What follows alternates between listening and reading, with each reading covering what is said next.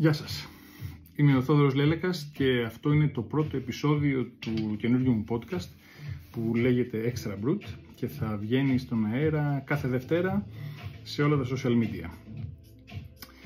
Τώρα θα μου πείτε, είναι podcast αυτό από τη στιγμή που με βλέπετε? Να σας πω κάτι. Η σκέψη του να ηχογραφήσω απλά τη φωνή μου φάνηκε πολύ βαρετή. Άσε που εγώ θέλω αυτά τα βίντεο, ας το πούμε, πώς τα λένε, vidcast, vlog ή κάτι τέτοιο τέλος πάντων, θέλω να παίζουν σε όλα τα social media, οπότε θα τα ανεβάζω στο Facebook, στο Instagram, στο TikTok, στο YouTube και βέβαια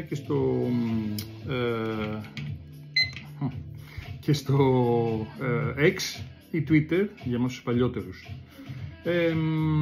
Θα βγαίνει κάθε Δευτέρα στον αέρα, όπως σας είπα. Γιατί Δευτέρες? Γιατί η Δευτέρα, από τότε που έκανα το Wine Lover Seminar τις Δευτέρες, κατάλαβα ότι είναι μια πολύ άχαρη μέρα και αν μπορούμε να κάνουμε κάτι, να την κάνουμε λίγο πιο άχαρη, και το κρασί βοηθάει σε αυτό, πιστέψτε με, είναι μια καλή ιδέα. Οπότε παρότι είναι άχαρη και για τα social media, επιμένω ότι Δευτέρες κάποια στιγμή μέσα στην ημέρα το Extra Brut θα βγαίνει στον αέρα παντού. Γιατί Extra Brut?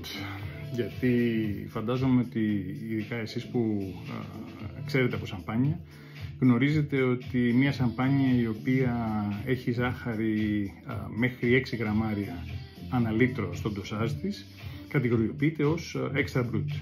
Και εδώ ο αριθμός 6 είναι το κλειδί. Γιατί αυτά τα βίντεο, κάθε επεισόδιο δηλαδή, θα έχει διάρκεια 6 λεπτά. Ούτε μεγάλο ούτε μικρό, να μην κουράζει, να μην τρώει χρόνο, τόσο όσο.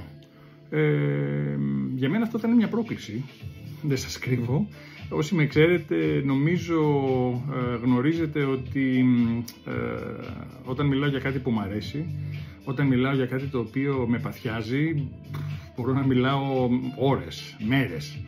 Οπότε θα πρέπει να περιορίσω τον εαυτό μου όσο γίνεται, να το κρατήσω στα 6 λεπτά.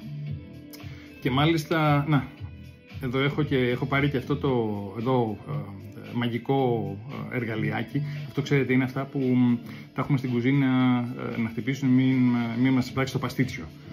Και στα 6 λεπτά θα χτυπάει. Μην φανταστείτε βέβαια ότι με το θα χτυπήσει θα πέσει μαύρο, αλλά τέλος πάντων θα κάνω ένα wrap-up και θα κλείσουμε. Εννοείται βέβαια ότι αν κάποιο θέμα έχει πολύ ψωμί και δεν καταφέρω να το εξαντλήσω μέσα στα 6 λεπτά, θα το κάνω to be continued, δεν ξέρω τι να πω. Αλλά αυτό είναι το πλάνο και αυτό θα προσπαθήσω πολύ σκληρά να επιτύχω. Η θεματολογία. Έχω σκεφτεί κάποια θέματα ήδη, τα οποία θα σας πω ευθύς αμέσως. Εννοείται ότι θα υπάρξουν κάποια θέματα που θα προκύψουν στην πορεία, κάποια θα τα σκεφτώ, που δεν τα έχω σκεφτεί ακόμα, κάποια θα τα επιβάλλει η επικαιρότητα και βέβαια αν έχετε κάτι υπόψη σας, αν έχετε κάποιο θέμα που θα θέλατε να θίξω, κάποια παραγγελιά, με μεγάλη χαρά να την συζητήσουμε και με μεγάλη χαρά να την πραγματευτώ όσο μπορώ. Γενικά, αυτά τα βίντεο εγώ θα τα φτιάχνω, δεν είναι live προφανώς, όπως ίσως θυμάστε κάποιοι κάποτε. Θα είναι όμως άκοπα, θα είναι αμοντάριστα, χωρίς μοντάζ, χωρίς πρόβα, όπως βγουν. Έτσι, σκέψεις, απόψεις, γνώση και όλα αυτά τα οποία μας γεμίζουν χαρά και μας δίνουν απόλαυση. Ακούστε λοιπόν να σας πω τι θέματα έχω ήδη σκεφτεί, έτσι για να έχετε μια εικόνα του τι έρχεται. Προφανώς θα υπάρξουν θέματα σχετικά με τη σαμπάνια, σίγουρα περισσότερα από ένα, οπότε θα μας απασχολήσουν για οι μεσούρες παραπάνω από ένα επεισόδιο. Αντίστοιχα και θέματα που έχουν να κάνουν με το κρασί και τις τιμές του κρασιού. Είναι ένα θέμα για το οποίο πολλοί με ρωτούν, πολλές φορές το συζητάμε, πολλές φορές τσακωνόμαστε. Θα το θίξουμε κάποια στιγμή γιατί είναι ενδιαφέρον και αρκετά ακανθώδες. έτσι. Είναι ο τουρισμός, το αγαπώ, το ξέρετε και έχω πολλά να σας πω εκεί πέρα από προσωπικές εμπειρίες και προσωπικά οδηπορικά που έχω κάνει και που έχω στα σκαριά να κάνω. Φυσικά κρασιά, εδώ θα γίνει πάρτι όπως καταλαβαίνετε. Δαιμονοποίηση του αλκοόλ, αυτό είναι ένα θέμα το οποίο με απασχολεί πολύ και παίζει πολύ τελευταία και δεν μου αρέσει καθόλου έτσι όπως παίζει και έτσι όπως γίνεται και υπόσχομαι και δεσμεύομαι να το πολεμήσω με όλη μου τη δύναμη. Θα μιλήσουμε για το ελαιόλαδο, γιατί και εκεί υπάρχουν θέματα τα οποία θέλω να θίξω.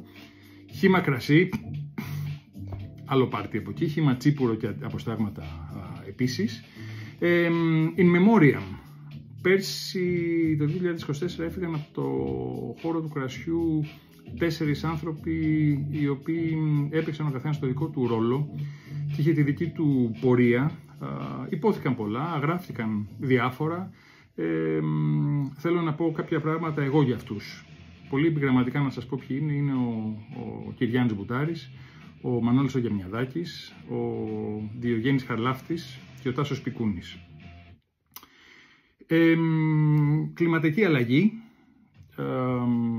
ένα θέμα το οποίο απασχολεί και δεν θέλω να το προσεγγίσω ούτε τεχνικά ούτε επιστημονικά, αλλά μέσα από το πώς εγώ έχω περπατήσει στα αμπέλια και το έχω δει και έχω μιλήσει με κόσμο.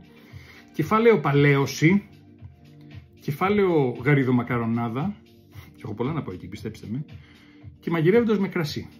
Αυτά είναι έτσι, οπ, να το.